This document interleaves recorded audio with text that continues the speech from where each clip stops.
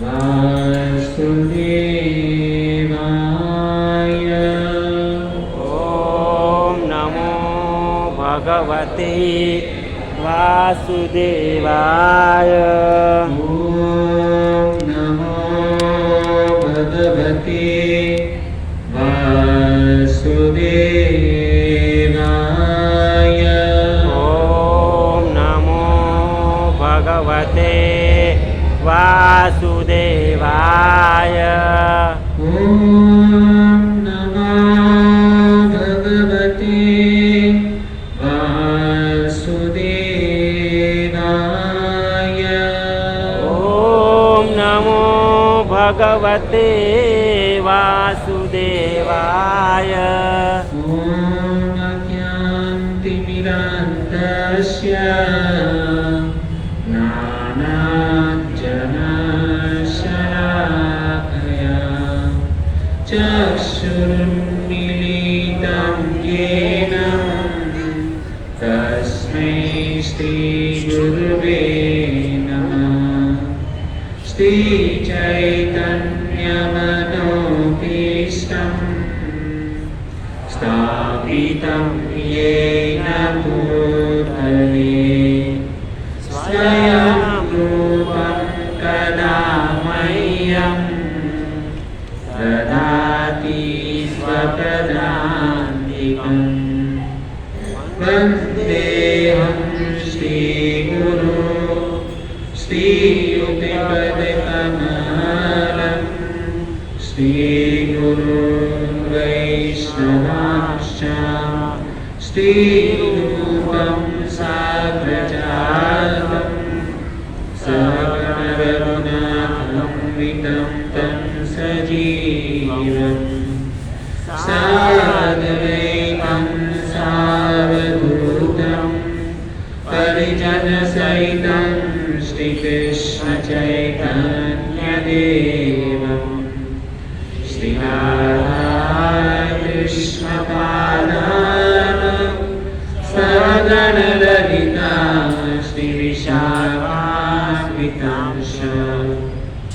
हे कृष्णा करुणा सिन्धु दीनबन्धु जगत्पते गोपेश गोपिकान्त राधाकान्त नमोऽस्तु ते। तप्तकाञ्चन गौराङ्गी राधे वृन्दावनेश्वरी वृषभानुसुते देवी प्रणमामि हरिप्रिये। वाञ्छाकल्पतरुभ्यश्च कृपासिन्धुभ्य एव च पतितानां पावनेभ्यो वैष्णवेभ्यो नमो नमः।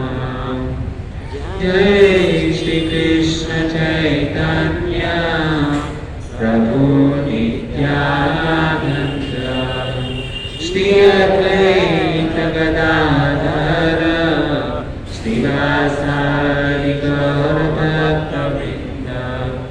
हरे कृष्णा कृष्णा कृष्णा हरे हरे हरे राम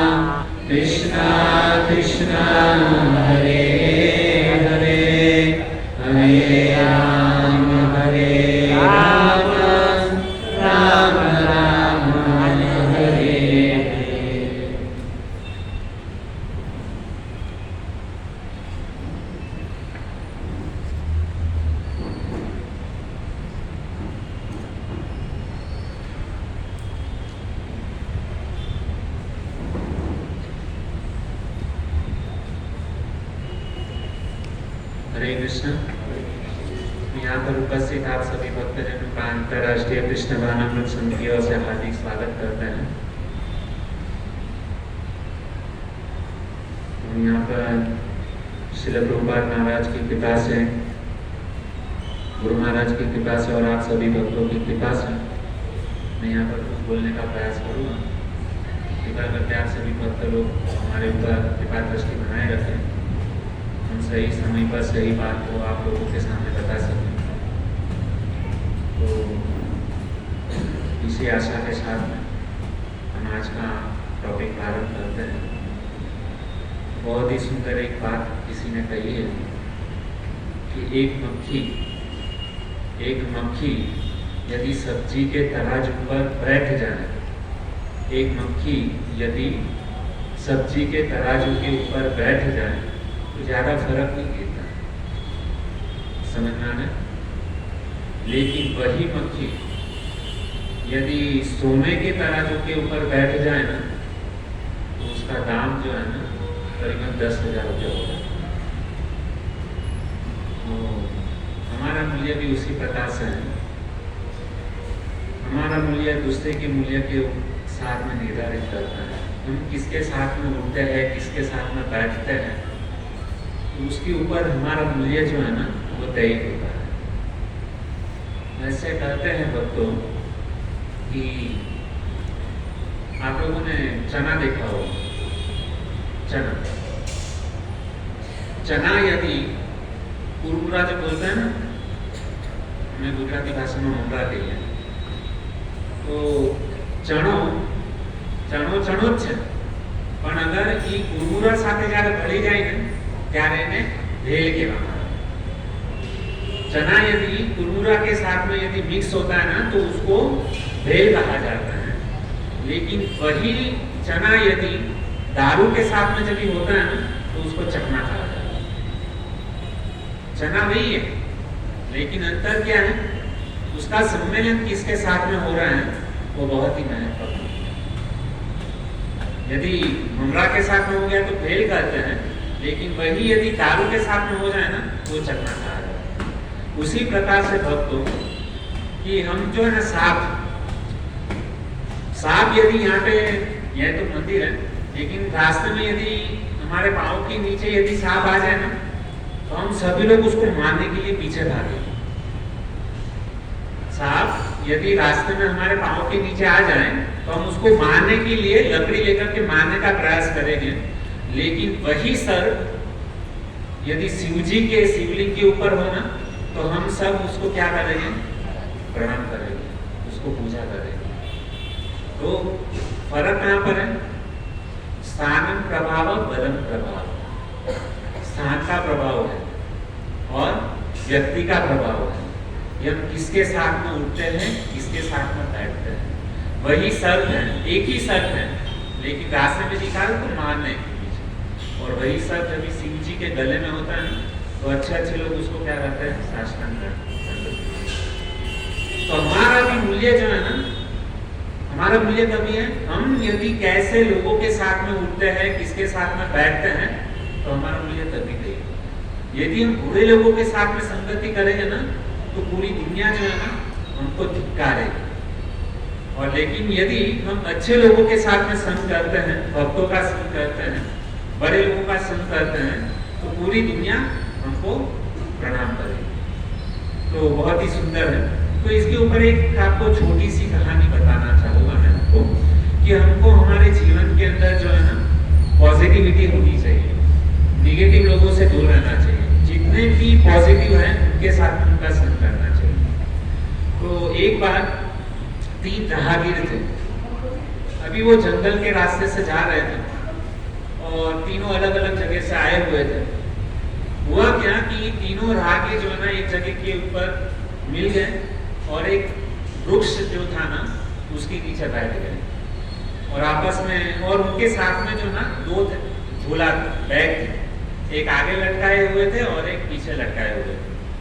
तो इस प्रकार से तीनों मतलब जा रहे थे और एक वृक्ष के नीचे बैठ गए। अभी हुआ क्या कि तीनों ने आपस में मतलब मित्रता करी, आपस में बातचीत करने लगे, तुम कहाँ से आए, तुम क्या करते हो। और देखने में जो है ना, क्योंकि कपड़ा जो ना तीनों का एक ही तरीके से था, तो दिखने में ऑलमोस्ट तीनों समान तरीके से दिखते थे। हुआ क्या कि ये जंगल के एक वृक्ष के नीचे जब ये बैठे थे ना, तो उसी वृक्ष के सामने दूसरा एक वृक्ष था, वहां पर एक महात्मा बैठे हुए थे। अभी वो महात्मा जो थे ना, इन तीनों को देख करके मुस्कुरा रहे थे, हंस रहे थे। तो आदमी एक बार हंसे तो समझ में आता है, लेकिन हमको भूल भूल करके बार बार यदि कोई हंस रहा है ना, तो हमको डाउट जाता है कि ये हमारे सामने क्यों बार बार हंस रहा है। तो हुआ क्या कि ये तीनों लोगों ने देखा, पहले तो इग्नोर किया कि चलो मतलब हंस रहा है, थोड़ी सी स्माइल दे, लेकिन घूर घूर करके बार बार उसी की ओर देख करके मतलब क्या है, मुस्कुरा रहे हैं।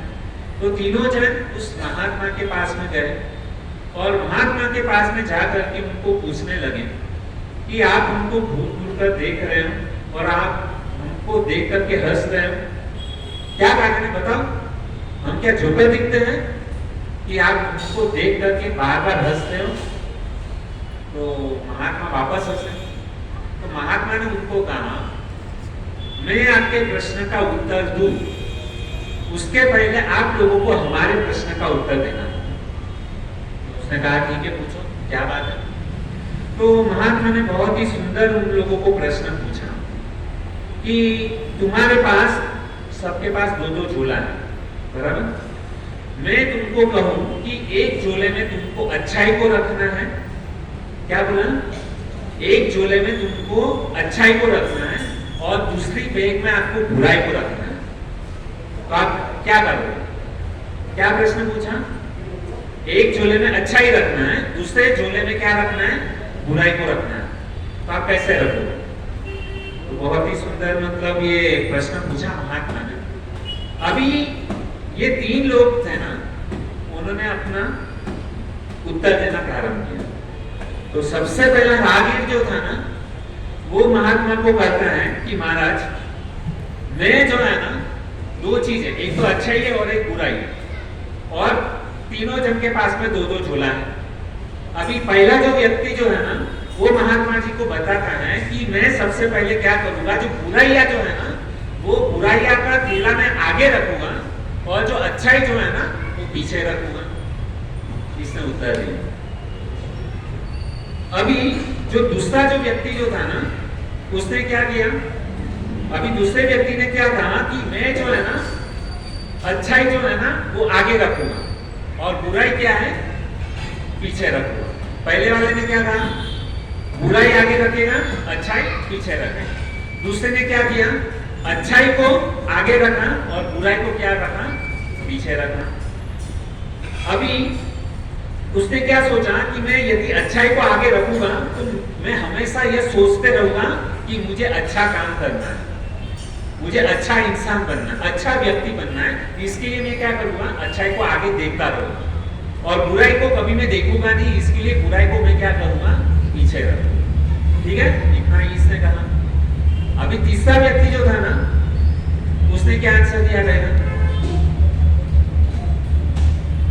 तीन व्यक्ति ने, आप लोग सोचो थोड़ा, तीसरे व्यक्ति ने क्या कहा रहेगा? हाँ? दोनों आगे रखने के नहीं,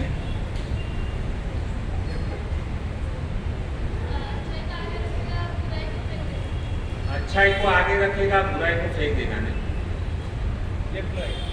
लेफ्ट राइट नहीं,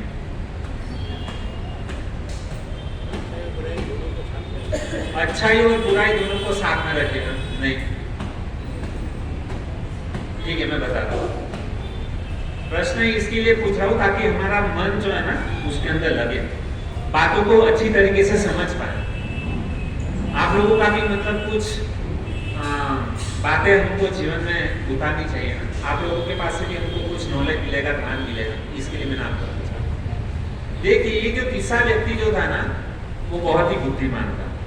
हाँ, एक बात मैं आपको बताना भूल गया, ये जो तीन व्यक्ति जो था ना, तो इस महात्मा ने जब तीन व्यक्ति को देखा था ना, तो सबसे पहला व्यक्ति जो था ना, वो क्या हुआ था?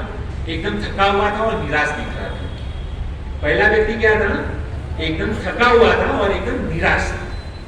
दूसरा जो व्यक्ति जो था ना, महात्मा ने जब दूसरे व्यक्ति को जब भी देखा था ना, तो दूसरा जो व्यक्ति जो था ना वो थका हुआ था लेकिन निराश नहीं था, थक गया था लेकिन निराश नहीं था। और जो तीसरा जो व्यक्ति जो था ना वह क्या था, बड़ा प्रसन्न था और उसके चेहरे के ऊपर मुस्कुराहट थी। समझ में आया? पहला व्यक्ति क्या था, निराश था, थका हुआ था। दूसरा जो व्यक्ति जो था ना वह क्या था, थका हुआ था लेकिन निराश नहीं था। लेकिन तीसरा व्यक्ति जो था ना वो एकदम प्रसन्न था और चेहरे के ऊपर क्या थी, मुस्कुराहट। अभी महात्मा ने तो तीनों को देखा था और तीनों व्यक्ति को पूछा कि आपको में अच्छा, एक झोले में अच्छाई रखना है, दूसरे झोले में क्या रखना है, बुराई को रखना है। तो पहले ने क्या बताया कि मैं बुराई को आगे रखूंगा और अच्छाई को पीछे रखूंगा। दूसरे व्यक्ति ने क्या कहा कि मैं अच्छाई को आगे रखूंगा और बुराई को पीछे रखूंगा। अच्छाई को क्यों आगे रखूंगा, ताकि मुझे पता चले कि मुझे अच्छा इंसान बनना है, अच्छे रास्ते के ऊपर चलना है, और बुराई को मैं देखूंगा ही नहीं। इसके लिए उन्होंने क्या किया, उसको पीछे रखा। अब ये तीसरा व्यक्ति जो था ना वो कैसा था, एकदम प्रसन्नचित्त और उसके चेहरे के ऊपर क्या थी, मुस्कुराहट थी।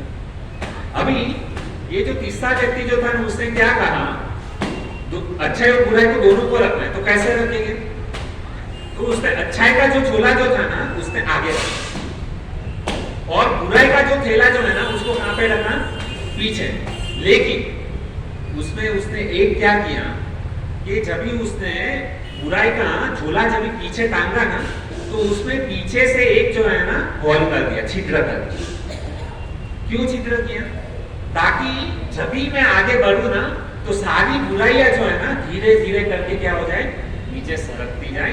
उसके लिए उसने क्या किया, ये बुराई का जो थैला जो है ना उसने पीछे रखा। अभी महात्मा ने जब इस लड़के का जब उत्तर सुना है ना तो धीरे धीरे तो क्या हो जाएगा, चलते जैसे जाएंगे तो बुराई का थैला तो पूरा खाली हो जाएगा, तो धीरे धीरे बुराइयां खत्म हो जाएगी, साथ में क्या रहेगा, केवल अच्छाइयां साथ में रहेगी। तो महात्मा जी उस व्यक्ति को देख करके, क्योंकि वो महात्मा जो थे ना वो एस्ट्रोलॉजर थे, ज्योतिषी थे, उसने कहा कि मैं आपको देख करके इसके लिए मुस्कुरा रहा था क्योंकि आपके अंदर जो है ना, मैंने पहले से ही आपका फेस रीडिंग कर लिया था, मैंने आपका चेहरा जो है ना वो पहचान लिया था, क्योंकि आप सब इन तीनों में से सबसे बुद्धिमान हो और पॉजिटिव इंसान हो, सकारात्मक इंसान।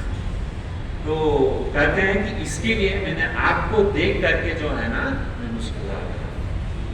ये आंसर किसने दिया, महात्मा। अभी उस महात्मा उसको बहुत ही सुंदर कहते हैं कि बहुत ही सुंदर जवाब उसको दिया। तो कहते हैं कि यात्रा का सार जो है ना यही है, हम सब भी एक जो है ना मुसाफिर हैं, हम यहाँ पर क्या है, मुसाफिर बनकर आए हैं, क्योंकि यहाँ पे कोई भी व्यक्ति परमानेंट यहाँ पे नहीं रहने वाला। भगवान ने हमको जीवन दिया है तो एक ना एक दिन इस यात्रा को खत्म करके हम लोग को दूसरी यात्रा प्रारंभ करनी। तो महात्मा जी बहुत ही सुंदर कहने लगे कि यात्रा का सार जो है ना ये हम जीवन की यात्रा है, तो हमको जीवन के अंदर क्या है, अच्छाइयाँ को देखना है, बुराइयाँ को छोड़ देना। पहले वाले ने क्या कहा था कि मैं बुराइयों को आगे रखूंगा और अच्छाइयों को पीछे रखूंगा। तो इसके लिए बुराइयाँ जब हम हमारे आगे रहती है ना तो तभी इंसान जो है ना क्या हो जाता है, थक जाता है और निराश हो जाता है। क्यों निराश हो जाता है? क्योंकि वो पहला व्यक्ति जो है ना किसी के साथ में संग नहीं करता है, किसी की मदद नहीं लेता है, किसी के साथ दोस्ती नहीं करता है। तो इसके लिए वो व्यक्ति क्या होता है, जीवन में हमेशा पल पल जो है ना वो हमेशा दुखी ही होता रहता है और कभी किसी के साथ बात नहीं करता है, केवल अकेला अकेला घूमता रहता है। इसके लिए जो व्यक्ति केवल अकेला घूमता है, किसी के साथ रिश्ता नहीं बनाता, वो व्यक्ति देखना हमेशा क्या रहेगा, उदास रहेगा। और जो व्यक्ति जिसका परिवार बड़ा है, जिसके मित्र लोग ज्यादा हैं, तो उसको किसी का भी डर नहीं रहता है, क्योंकि उसको भरोसा है कि अगर मुझे जीवन में कुछ तकलीफ आई ना तो हमारा परिवार है, हमारे मित्र लोग हैं, वो हमको बचा लेंगे। कभी कभी हम पारिवारिक जीवन के अंदर देखते हैं 5 भाई हैं और उसमें से जो बड़ा भाई है उसके पास में बहुत धन संपत्ति आ जाता है, तो वो क्या करता है, सीधा परिवार से अलग हो जाता है और क्या सोचता है, अकेले ही जीवन जीना पसंद करता है और बाकी के 4 भाई को छोड़ देता है। लेकिन जब मुसीबत जब आती है, दुख जब आता है ना, तो उस समय क्या होता है, वो चारों भाई ने क्या अलग कर दिया ना, अकेला जिंदगी जिया है। तो सही समय पर जब जरूरत होती है ना, तभी उसके पास कोई जाता नहीं। हम देखते कभी बहुत पैसे वाले लोग रहते हैं ना, जब भी उसकी अंतिम विधि जब भी होती है ना, मृत्यु सैया के ऊपर ना कोई नहीं रहता आगे पीछे। क्यों? क्योंकि उसने जीवन में कभी किसी की सहायता नहीं की, किसी की मदद नहीं की। इसके लिए यह काम किया। तो पहला वाला जो था ना वो फेल हो गया। दूसरे व्यक्ति ने क्या किया, थक चुके थे लेकिन निराश नहीं हुआ। क्यों वो व्यक्ति निराश नहीं, थक गया था लेकिन निराश क्यों नहीं हुआ? क्योंकि उसने अपनी अच्छाइयों को क्या रखा था, अपने आगे रखा था। और वो व्यक्ति क्या सोच रहा था कि मुझे क्या है, अच्छा इंसान बनना है, पॉजिटिव मतलब बनना है। और बुराइयों को क्या किया, उसने यह सोचा कि मेरे पीछे जितने भी बुरे लोग हैं ना, उससे मुझे कुछ अलग करना है, उससे मुझे अच्छा बनना है। तो वो क्या है, कंपटीशन रहती है ना, हम बिजनेस भी करते हैं तो एक होड़ लगी हुई रहती है, उसके साथ में क्या करता है, कंपटीशन करता है। तो जो व्यक्ति कंपटीशन करता है ना, वो व्यक्ति क्या हो जाता है, थक जाता है। क्योंकि इसके पास कैपेसिटी है मतलब 100 किलो वजन उठाने की, लेकिन वह क्या चाह रहा है कि मैं 500 किलो वजन उठाऊं। तो 500 किलो वजन उठाने जाएगा तो सीधा दब जाएगा, थक जाएगा ना आदमी। तो निराश नहीं हुआ, उत्साह बहुत था जीवन में, लेकिन हुआ क्या, जरूरत से ज्यादा उसने क्या लिया, अपने सर के ऊपर बोझा लिया। तो अच्छाई तो थी, लेकिन वो क्या चाहता था कि समाज में मैं क्या है, इस व्यक्ति से मैं अच्छा बनूं, इसके साथ में मैं अच्छा बनूं। ये इसके पास में 10 लाख रुपया तो मेरे पास में 20 लाख होना चाहिए, इसके पास में 40 लाख है तो मेरे पास 80 लाख होना चाहिए। तो ये कॉम्पिटिशन, तो वो व्यक्ति क्या होगा, थक जाएगा। ज्यादा मतलब ये उत्साह बहुत है लेकिन क्या हो गया, थक। अभी ये जो तीसरा जो व्यक्ति जो था ना, वो हमेशा मुस्कुराता था, उसके चेहरे के ऊपर क्या थी, मुस्कुराहट थी, आनंदित था, और वो थका हुआ नहीं था। क्यों नहीं थका हुआ था? क्योंकि वह पॉजिटिव के साथ में क्या आगे बढ़ रहा था, वो धीरे धीरे चल रहा था। और उसने क्या किया था कि अपनी जितनी भी बुराइयां जो थी ना, वो उसने क्या किया, पीछे एक छिद्र कर दिया, वो सारी बुराइयां धीरे धीरे करते क्या हो गई, निकलती गई।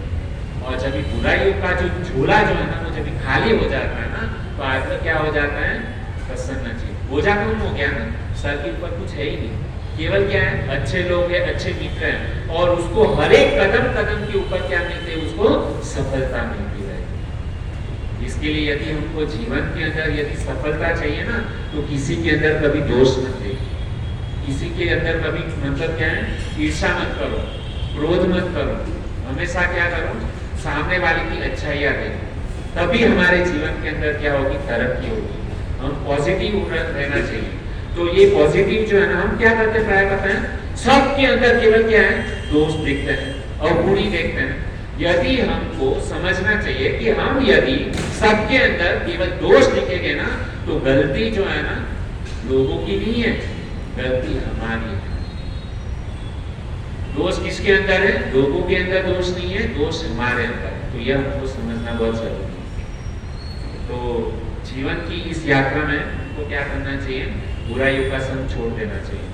असत संग त्यागा यही वैष्णव आचार। असत लोगों का संग छोड़ो, बाद में देखो जीवन के अंदर अच्छे अच्छे विचार आएंगे, आपको जीवन में सफलता मिलती जाएगी, कुछ ना कुछ भगवान आपको रास्ता दिखाते जाएंगे। तो ये बहुत जरूरी है। और दूसरा क्या है कि जब भी हम मतलब पॉजिटिव लोगों के साथ में रहते हैं, भगवत गीता पढ़ते हैं, भगवान के नाम का जप करते हैं, हरे कृष्णा कृष्णा कृष्णा हरे हरे, हरे राम राम राम हरे हरे। तो इस प्रकार से हमारा जो देखने का नजरिया जो है ना, वो नजरिया बदल जाए, दृष्टिकोण जो है ना वो बदल जाए। तो बहुत जरूरी है।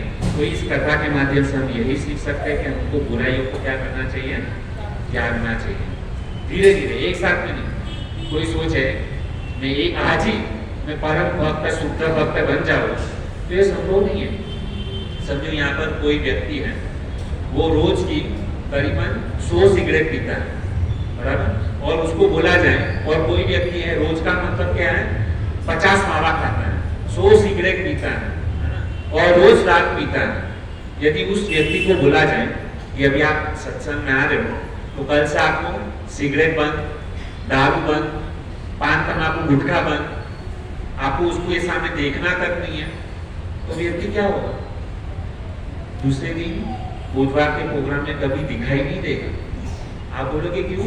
अरे वो तो इतना अच्छा मतलब सत्संग प्रोग्राम है, ये तो अच्छी बात है कि भाई पान तम्बाकू नहीं खाना चाहिए, सिगरेट नहीं पीनी चाहिए, तो आना बंद क्यों हो गया? किसी के ऊपर आप जबरदस्ती नहीं कर सकते हो। बुराई को हटाना है ना, तो तुरंत ही आपको बोलो कि आज से सब बुराइयां छोड़ दो, पॉसिबल नहीं है। हम इंसान है, भगवान नहीं है। तो यदि किसी को यदि बुराई को मतलब छोड़ना है ना, तो धीरे धीरे उसको डोज देना चाहिए। डॉक्टर जब भी दवाई देते हैं ना, तो सुबह दोपहर और शाम की अलग अलग दवाई लिख के देते हैं कि भाई सुबह को एक गोली, दोपहर को एक गोली, शाम को एक गोली। कभी ऐसा नहीं करता कि सारी दवाई एक ही साथ में ले लो। यदि एक साथ में ले लेंगे ना, तो बीमारी बढ़ेगी, कम नहीं होगी। तो इसके लिए धीरे धीरे व्यक्ति को क्या करना चाहिए? सुधारना चाहिए। समझ में आ रहा है?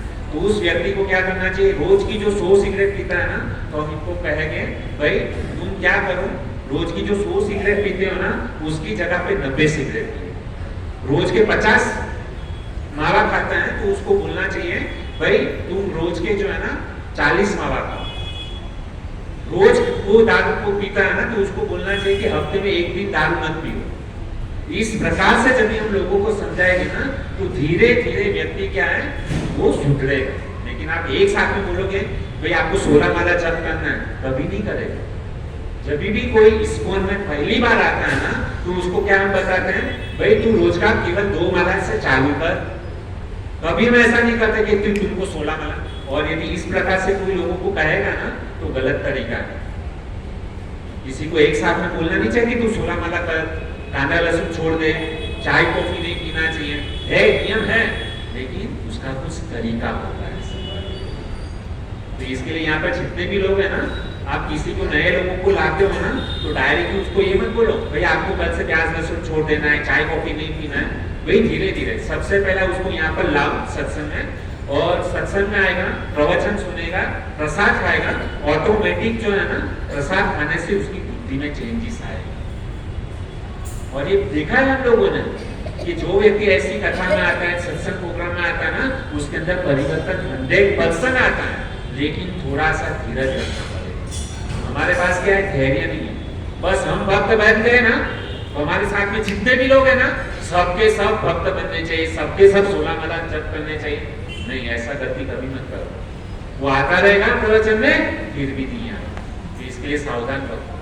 यहाँ पर आप किसी को भी लाते हो ना, तो उसको केवल जो है ना प्रवचन में लाओ, प्रसाद खिलाओ, बाकी उसको कुछ भी मत बोलो। भगवान का प्रसाद जो है ना, भगवान की कथा है, ऑटोमेटिक उसको क्या करेगी, माइंड चेंज करेगी, पॉजिटिविटी ऑटोमेटिक आएगी। केवल हमको क्या करना है, अच्छे लोगों के संग में केवल रहना। यदि कोई व्यक्ति सफलता चाहता है ना, तो उसको क्या करना है, केवल बस अच्छे लोगों के साथ में रहो। कितना भी मतलब पापी व्यक्ति क्यों ना हो, उसको अच्छा बनने में समय नहीं लगेगा। लेकिन कितना भी अच्छा व्यक्ति हो, कितना भी मतलब ऊंचा भक्त हो, 64 माला रोज का क्यों न करता हो, यदि उसको पतन करवाना है ना, तो केवल बुरे लोगों के साथ में रख दो, बस काफी है। 64 माला क्या, उसको 16 माला करने में उसको लड़ा लगता है, 16 माला भी नहीं कर पाएगा। ये संगति का बहुत फर्क है। तो ठीक है, आइए हम हमारे ओरिजिनल जो टॉपिक यहाँ पर जो चल रहा है, हमने पिछले हफ्ते किसके ऊपर चर्चा किया था? हाँ? साकार और निराकार। उसके पहले किसके ऊपर चर्चा किया था? भगवान है क्या? पीछे से हम लोग ने पिछले बुधवार के ऊपर किसके ऊपर चर्चा किया था? आप लोग यहाँ पर रोज आते हो? हाँ, वैज्ञानिक लोग का तो मैंने उदाहरण दिया था, लेकिन मेन टॉपिक का हेडिंग यह था भक्तों कि भगवान का अस्तित्व है या नहीं। ये हम लोगों ने बहुत सारे उदाहरण दे करके आपको साबित किया था कि भगवान का अस्तित्व है कि नहीं, है ना। बहुत सारे उदाहरण दिए थे, तो तभी मैंने प्रूफ किया था कि हाँ, भगवान का अस्तित्व है। और पिछले बुधवार को मैंने क्या टॉपिक लिया था कि भगवान साकार है या निराकार। तो भगवान क्या है, कैसे प्रूफ करोगे? कोई तो एक आध दो एग्जांपल दे दो, भगवान साकार है। कुछ हाँ हाँ,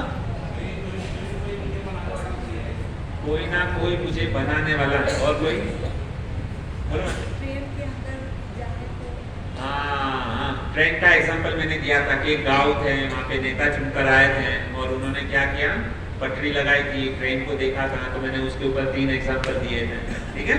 तो ये मैंने बताया और क्या दिया, बताया था कि पहले वाले व्यक्ति ने क्या देखा था, केवल प्रकाश। भगवान को कुछ लोग ज्योति के रूप में मानते हैं। दूसरा मैंने क्या बताया था,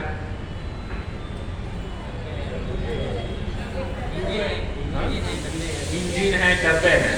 तो मतलब भगवान क्या है, साकार रूप में है। तो भगवान केवल प्रकाश नहीं है, डिब्बे भी है और उसको दूर से केवल ज्योति और डिब्बा देखा है, उतना करके भाग गया। तो भगवान साकार रूप में है। और तीसरा व्यक्ति ने क्या देखा, सब कुछ देखा। तीसरे व्यक्ति ने क्या देखा कि डिब्बे भी देखे, लाइट भी देखी, अंदर सीट भी देखा, मोटर वैन को भी देखा, एसी भी है, सब कुछ है। तो भगवान का उसने क्या किया, साकार रूप में भी दर्शन किया, ब्रह्म ज्योति के रूप में भी दर्शन किया। और भगवान क्या है, साकार, निराकार और ब्रह्म के रूप में, तीनों रूप में क्या है, भगवान का अस्तित्व है।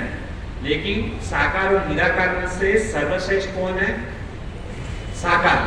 क्यों साकार सर्वश्रेष्ठ है, क्योंकि निराकार का जन्म कहाँ से होता है, साकार में से, सूरज में से जब प्रकाश निकलता है, बराबर। तो प्रकाश में से सूरज निकलता है कि सूरज में से रोशनी निकलती है, सूरज में से रोशनी निकलती है। तो ये मैंने आपको बहुत सारे एग्जाम्पल, जैसे बल्ब है, बराबर। तो बल्ब जब भी जलता है तो बल्ब में से प्रकाश निकलता है कि प्रकाश में से बल्ब निकलता है, बल्ब में से क्या निकलता है, प्रकाश में। यहाँ पे जितने भी लोग हैं सब लोग बुद्धिमान है। मुझे अभी आशा है कि सब लोग को प्रवचन अपने दिमाग में, आप लोगों के दिमाग में जा रहा है, ठीक है। तो क्योंकि ये बहुत जरूरी है, यदि ये हम नहीं समझेंगे तो आगे का टॉपिक समझ में नहीं आएगा, ठीक है। इसके लिए मैं हर एक प्रवचन के अंदर क्या करता हूँ कि जूना जो टॉपिक है ना उसको रिपीटेशन करवाता हूँ ताकि हम कभी भूले। तो आज हम लोगों ने बहुत तरीके से देखा कि भगवान का अस्तित्व है, भगवान साकार है।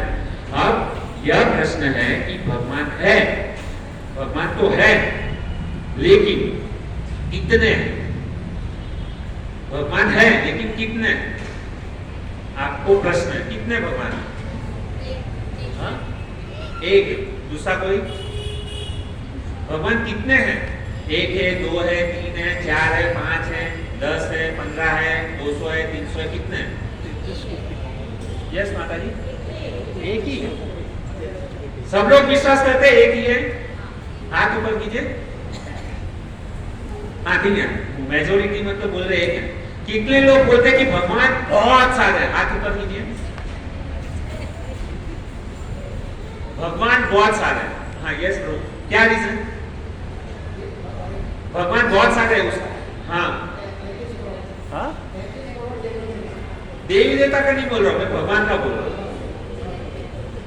भगवान कितने हैं, देवी देवता के बारे में मैंने अभी तक वो टॉपिक को भी छेड़ा ही नहीं। मैंने खाली क्वेश्चन, भगवान कौन है वो तो अलग बात है, वो बाद में प्रूव करेंगे, लेकिन भगवान कितने हैं अभी हमारा टॉपिक किया है।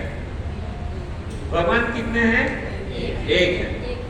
चलो आप लोगों ने बोल तो दिया भगवान एक है, लेकिन साबित करना पड़ेगा ना, कुछ तो ऑथेंटिसिटी चाहिए ना कि भगवान एक है। यदि आप लोगों को यहाँ पे लोगों ने पूछ लिया कि भगवान एक है, साबित करके दिखाओ, कैसे साबित करोगे?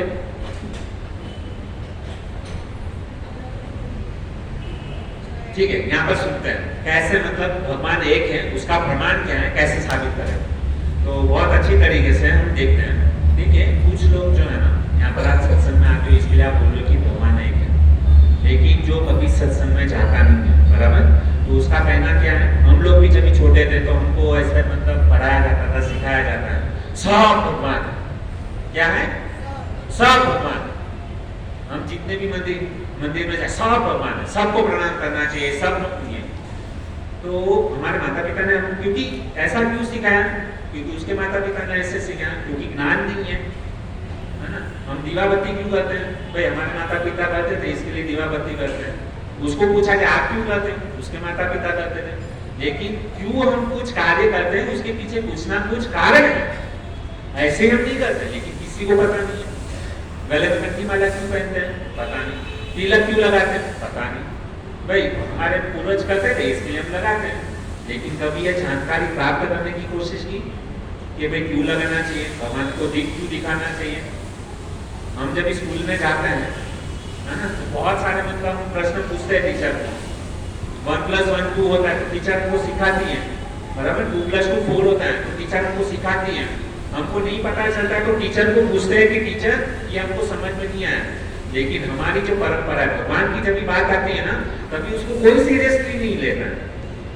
हाँ, बोल दिया सब भगवान है तो हम मान भी लेते हैं, हाँ सब भगवान। और जैसे हमारे माता पिता, आपको छोटा सा उदाहरण देता हूँ। हमारे माता पिता कितने हैं? एक ही है ना। हमारे माता पिता एक ही है। क्या हम ऐसा बोलते कि हमारे माता पिता बहुत सारे हैं? नहीं, माता पिता केवल एक ही है। उसी प्रकार से भगवान भी क्या है? एक ही है। हम सबको भगवान नहीं मान सकते। आगे का टेक्निक तो हम बाद में डिस्कस करेंगे कि क्यों हम सबको भगवान नहीं मान सकते, वो अभी टॉपिक बाकी। लेकिन आज हम समझेंगे कि शास्त्र क्या कहते हैं, भगवान कितने हैं, बाद में शास्त्र में कैसे मतलब उसका वर्णन है। तो यहाँ पर बहुत ही सुंदर उपनिषद वाला श्लोक। तो भगवान कौन है, कितने हैं? तो भगवान एक ही है और वह है अद्वितीय। सबसे लास्ट वाला मैंने आपको जो भेजा था ना, तो भगवान जो है ना, एको एवं अद्वितीय। भगवान क्या है? एको एवं अद्वितीय। शास्त्र के अंदर उसका क्या है वर्णन है कि एको एवं अद्वितीय। भगवान क्या है? एक है, अद्वितीय। अद्वितीय यानी उसका कोई भी भगवान नहीं है। उपनिषद के अंदर उसका वर्णन किया गया है। तो कहते हैं कि भगवान का स्वरूप अलग अलग होता है, अवतार अलग अलग होते हैं, भगवान के अंश अलग अलग होते हैं, लेकिन सुप्रीम पर्सनालिटी ऑफ गॉड है वो केवल एक ही है। तो कैसे समझेंगे उसको कि भगवान एक ही है? तो एक बहुत ही सुंदर एक कथा आती है राजा की। एक राजा था, उनके 3 प्रश्न थे। एक राजा था, उनके 3 प्रश्न हैं। वह 3 प्रश्न कौन से हैं? पहला प्रश्न उसके मन में ये था कि ईश्वर एक है कि अनेक। पहला प्रश्न उसका क्या था? ईश्वर एक है कि अनेक। दूसरा प्रश्न यह था कि यदि ईश्वर है तो रहता कहां पर है और मिलता कैसे है? दूसरा प्रश्न क्या है? ईश्वर है तो रहता कहां पर है और मिलता कैसे है? तीसरा प्रश्न ये मतलब उसके माइंड के अंदर था, राजा के माइंड के अंदर, कि ईश्वर कहता क्या है? ईश्वर कहता क्या है? सबसे पहला प्रश्न क्या था? ईश्वर एक है कि अनेक। दूसरा प्रश्न क्या है? अगर है तो रहता कहां पर है और मिलता कैसे है? तीसरा क्या था? ईश्वर कहता क्या? ठीक है, ये 3 प्रश्न जो है ना राजा के दिमाग के अंदर घूम रहे थे, उसको इसका सॉल्यूशन नहीं मिल रहा था। तो राजा ने बड़े बड़े विद्वान लोगों को बुलाया, बड़े बड़े पंडित लोगों के पास में मतलब ये जो है ना प्रश्न का उत्तर जानने की कोशिश की।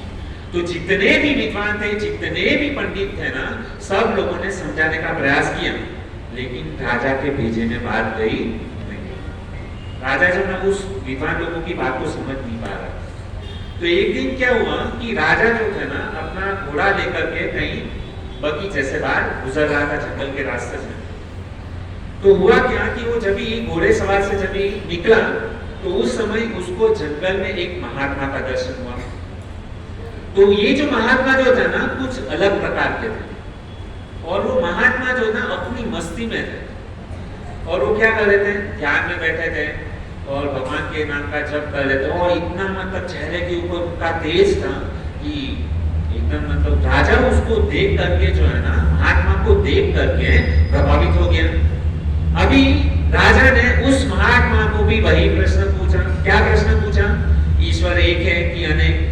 बाद में है तो रहता कहां पर है और करता क्या है? तो ये प्रकार से उसने क्या किया, 3 प्रश्न उसको पूछे महात्मा को।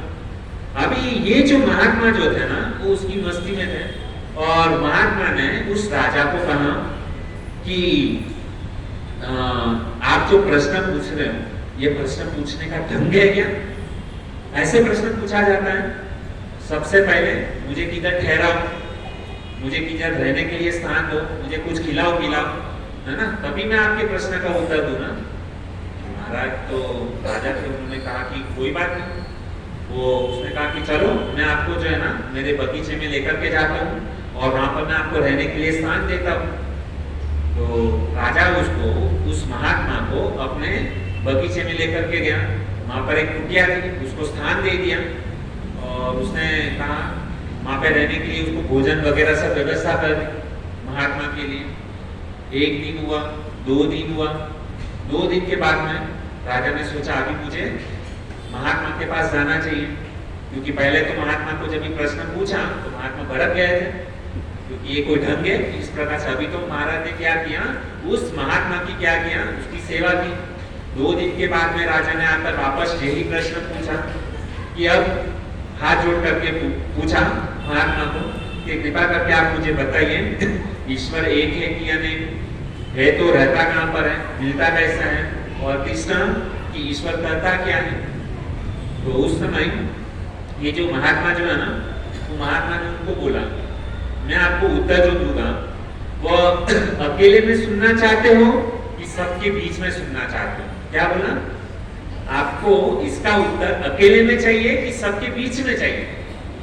तो राजा जो था ना उसने कहा कि महात्मा जी यदि सबके बीच में मिल जाए तो बहुत अच्छा है, सबको ज्ञान मिल जाए कि ईश्वर क्या है। तो महात्मा ने कहा कि ठीक है चलो मैं आपको सबके बीच में बता दूं।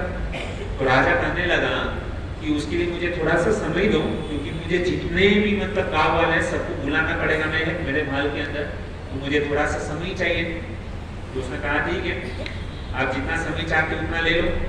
तो उसने कहा कि अभी जब तक सब लोग इकट्ठा होना चाहे ना तब तक मेरे पास में आना बंद। उसने कहा ठीक है। तो उसने तो कहा कि मुझे कम से कम 1 महीना चाहिए।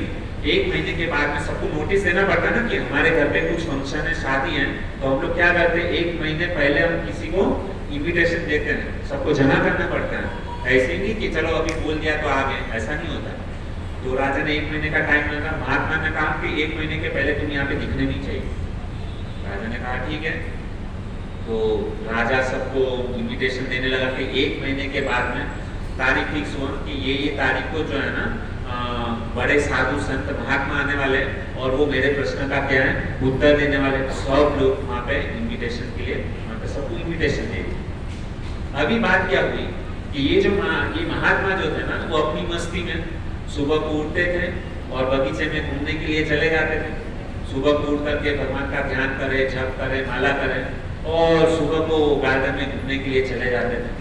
राजा का महल था भैया और बहुत ही सुंदर तरीके से। और जब भी वो शाम को जब भी वापस आते थे ना तो वहाँ पर एक माली था, एक किसान था और वो किसान के साथ में महात्मा जी ने क्या कर लिया, दोस्ती कर ली।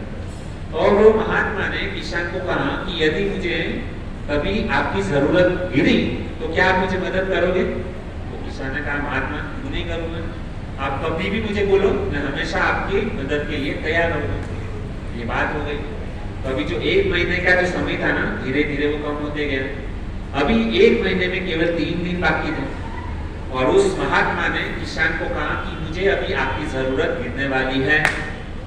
उसने कहा बोलो क्या है। तो उसने बोला कि आज नहीं मैं कल बता दूँ। तो ऐसा करके 1-2 दिन चले गए। अभी केवल 1 महीने में केवल 1 दिन बाकी था और राजा के सामने प्रस्तुत होना था, राजा के प्रश्न का उत्तर देना था। 1 महीने से ये क्या किए महात्मा, भजन भक्ति साधना वगैरह सब किए, प्रसाद लिए, एकदम आराम से मस्ती में घूमे फिरे, एंजॉय किया मस्त। अभी वो दिन नजदीक आ गया, अभी केवल 1 ही दिन बाकी था।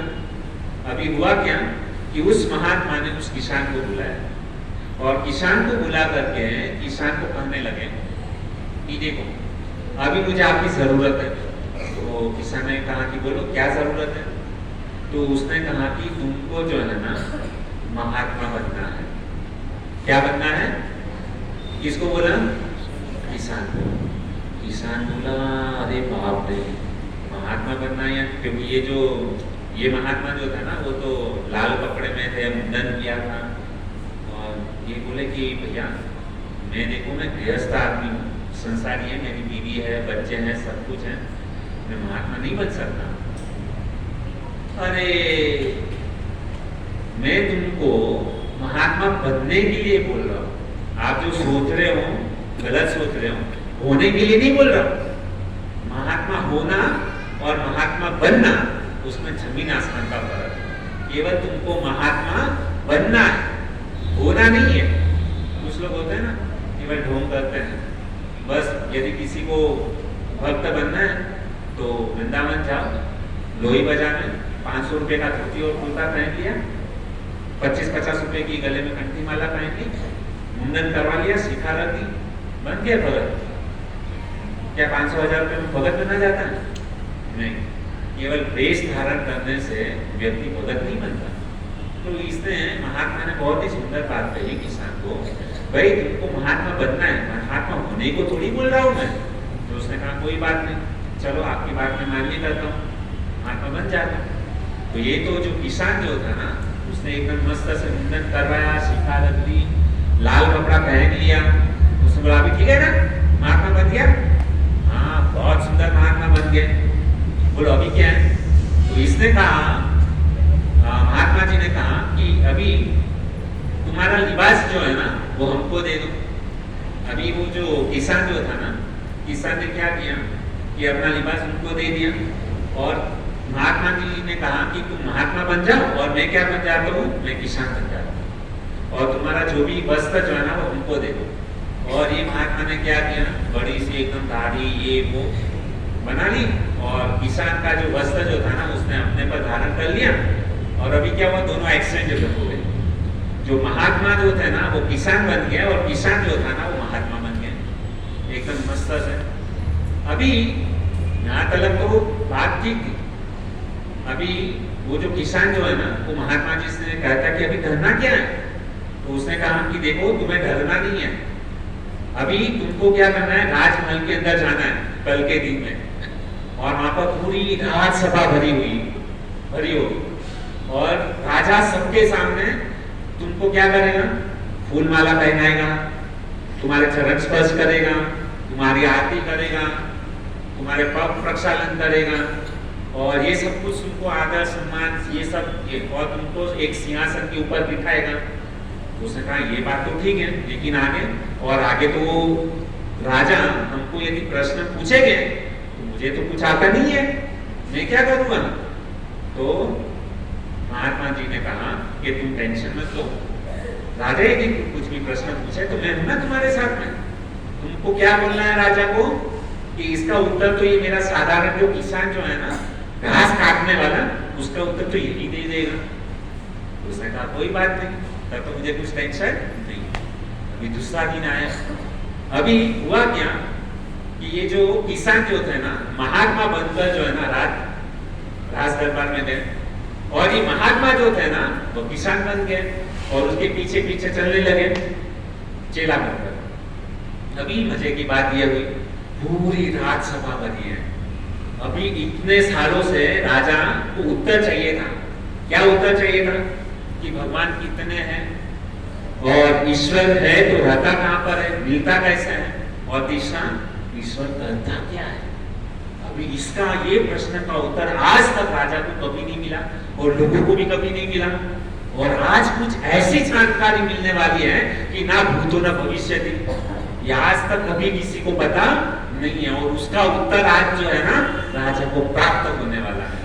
और जितनी भी सभा में जितने भी लोग उपस्थित थे ना, वो भी एकदम मतलब पूरी राजसभा चकाचक एकदम हाउसफुल हो गया, क्योंकि आज कुछ ऐसी ज्ञान मतलब जानकारी मिलने वाली है कि आज तक कभी किसी को मिली नहीं। तो आप लोग भी जानने की इच्छुक है कि नहीं? है ना? जानना चाहते हो ना कि नहीं? सबको जानना है ना कि ईश्वर एक है कि अनेक, दूसरा ईश्वर है तो रहता कहाँ पर है, मिलता कैसे है, और तीसरा ईश्वर करता क्या है। हम लोगों को भी इच्छा है कि नहीं? हरि बोल। आज हम जानेंगे एक एक।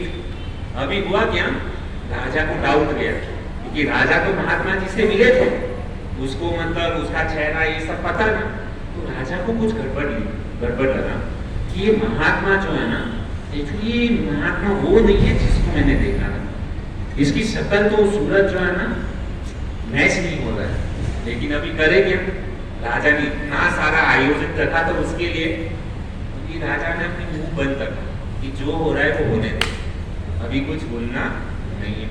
अभी राजा ने तो उस महात्मा जो किसान बनकर जो महात्मा जो थे ना, उसकी आरती उतारी, उसके पैर धोए, उसको हार पहनाया, उसको बैठने के लिए सिंहासन दिया।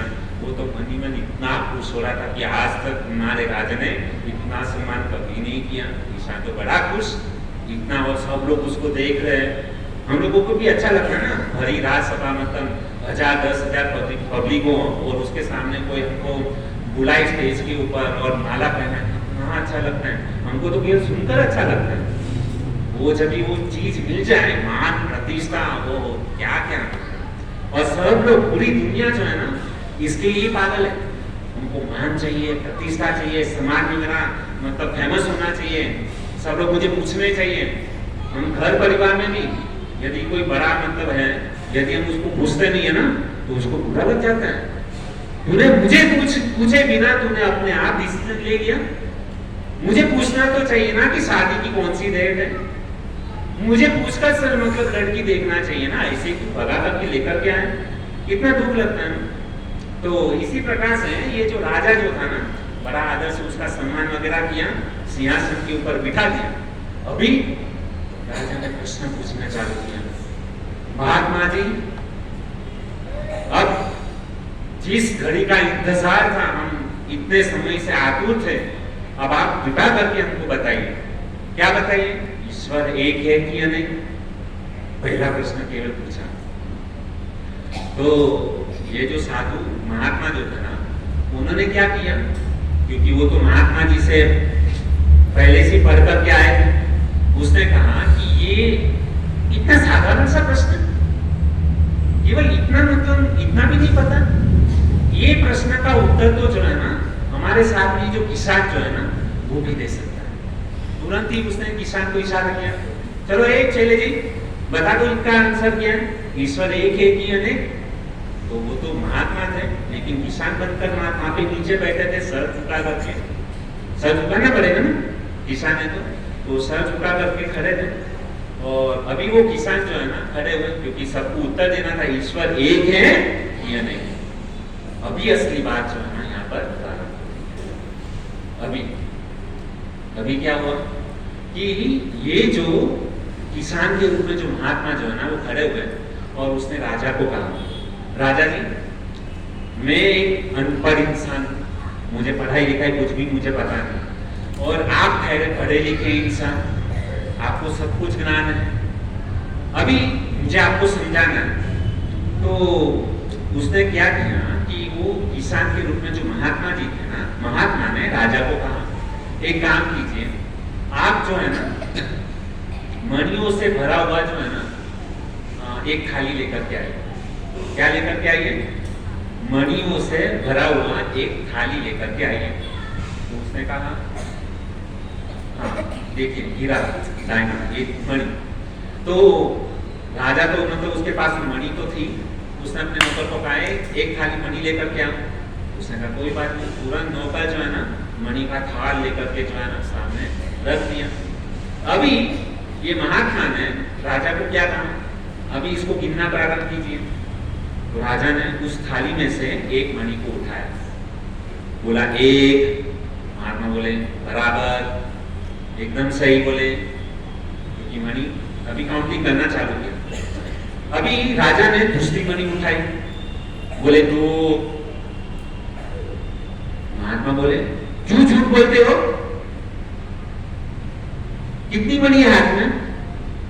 राजा बोले एक, तो फिर दो क्यों बोलते हो? वो बोले कि हमको तो महाराज कंफ्यूज हो गए, बात भी सही थी, एक के बाद दो आता है, लेकिन हाथ में तो एक ही थी। तो उसने महात्मा जी ने उसको पूछा क्या झूठ क्यों बोलते हो, हाथ में तो एक ही है ना? तो महाराज बोलने लगे हमको तो यही सिखाया है, एक के बाद क्या आता है, दो आता है, लेकिन हाथ में तो एक ही है ना? महाराज जी बोले ठीक है। महात्मा ने बोला कि अभी उठाओ मणि गिनना चालू करो वापस। तो उसने तीसरा मणि उठाया। महात्मा ने पूछा अभी कितने हुए? वो मणि उठा करके बोलने लगा 3। वापस गलत जवाब दिया। हाथ हाथ में कितनी है? एक ही। तो झूठ क्यों बोलते हो? इतना भी पढ़ो समझ में नहीं आता। अरे महाराज जी बोले कि लेकिन हम सीखे इस प्रकार से हैं, लेकिन दिखता क्या है?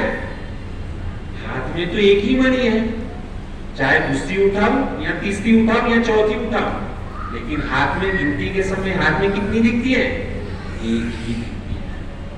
तो भक्तों, कहने का तात्पर्य है कि ये जो ईश्वर जो है ना, वो एक ही है। ईश्वर क्या है? लेकिन दिखता कैसा है? एक के अनुभव में जब ये आया तो एक, दूसरे के अनुभव में आया वो ईश्वर दो हो गया, तीसरे के अनुभव में जब ये आया ईश्वर तीन हो गया, चौथे के अनुभव में जब ये आया वो ईश्वर चार हो गया।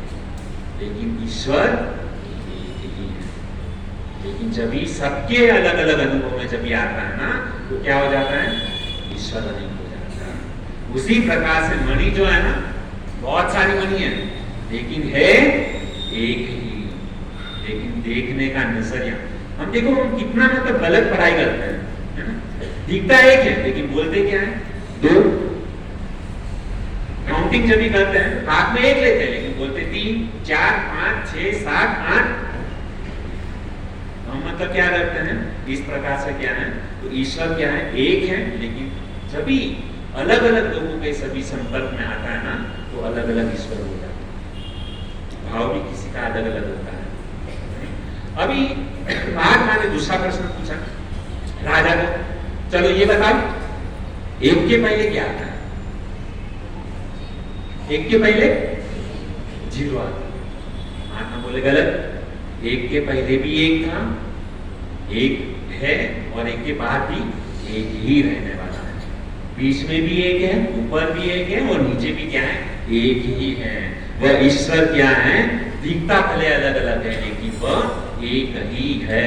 और वह ईश्वर जब यहाँ पर जब आता है ना, तो अलग अलग रूप धारण करके आता है। कभी वामन बनता है, कभी नरसिंहदेव बनता है, कभी राम बनता है, कभी लक्ष्मण बनता है, लेकिन वह ईश्वर एक ही है। कौन है? उसकी चर्चा भी हम नहीं करेंगे। केवल हमको इतना समझना है, ईश्वर कितने हैं? एक है, एक अद्वितीय, दूसरा कोई नहीं। तो इतना समझ में आ गया बात को।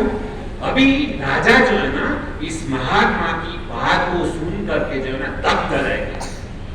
ना कोई शास्त्र, ना कोई चौपाई, ना कोई ग्रंथ, इतना सुंदर तरीके से मतलब राजा को समझ में आ गया कि ईश्वर एक है। आज तक ऐसा उत्तर राजा को कभी किसी ने नहीं दिया। अभी राजा पूछता है, ठीक है, बहुत अच्छी बात लगी आपकी, इतना तो मुझे समझ में आ गया कि ईश्वर एक है।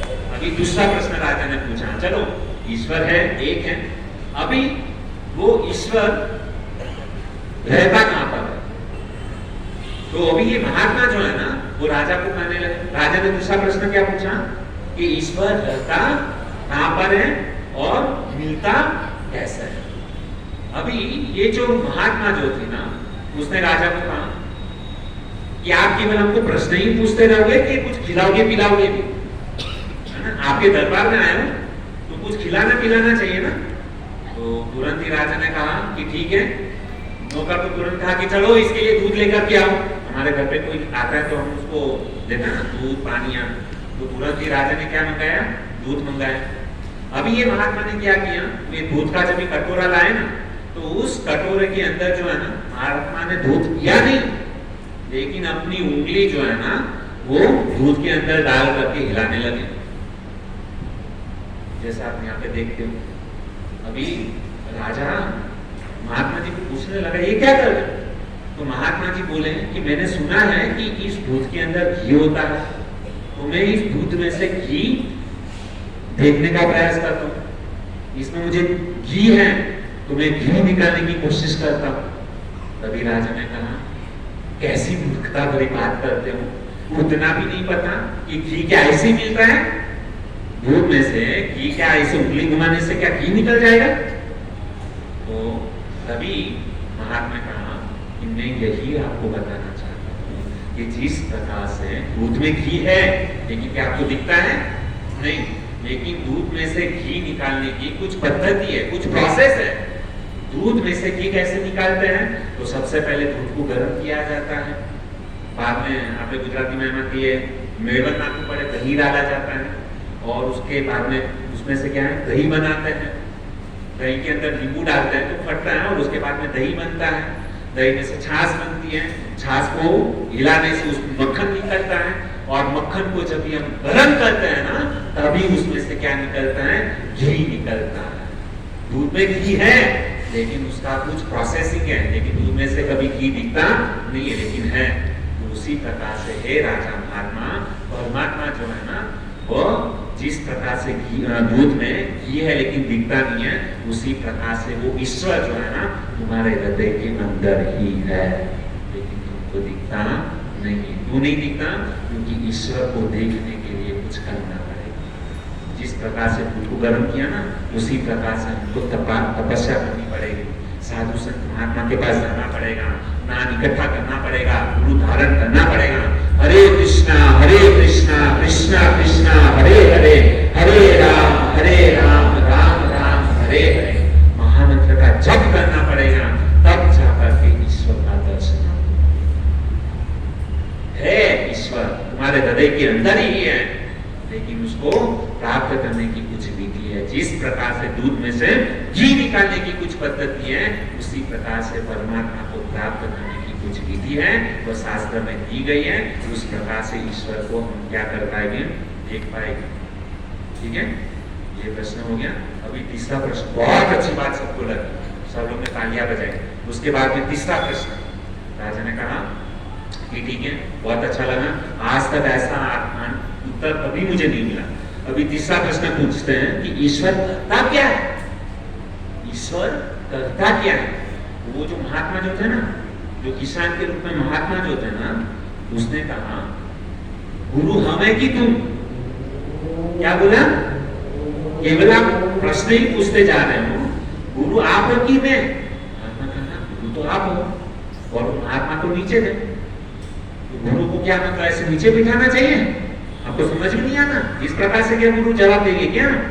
आप मैं गुरु हूं ना, तो मुझे सिंहासन के ऊपर बिठाओ। तो राजा तो मतलब क्या क्या तुरंत उसको आंसर चाहिए था।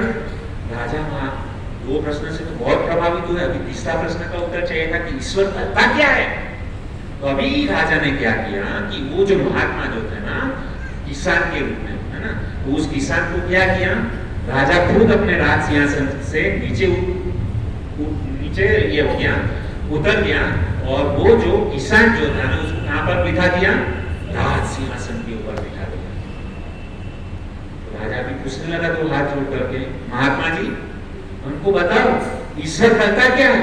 महात्मा जी कुछ बोले ही नहीं, 5-10 मिनट एकदम मौन। राजा तो टेंशन में आ गया कि अभी करे क्या, ये तो राज सिंहासन के ऊपर बैठ गया और राजा को ये महात्मा जी उत्तर नहीं दे रहे। बाद में राजा ने वापस पूछा कि ईश्वर कहता क्या है? तभी वो जो किसान जो था ना, किसान के रूप में महात्मा जो था ना, राजा को कहा, अरे मूर्ख, अभी भी तुमको समझ में नहीं आया कि ईश्वर करता क्या है? ईश्वर क्या करता है? तुम राजा थे, है ना, और भगवान ने क्या किया?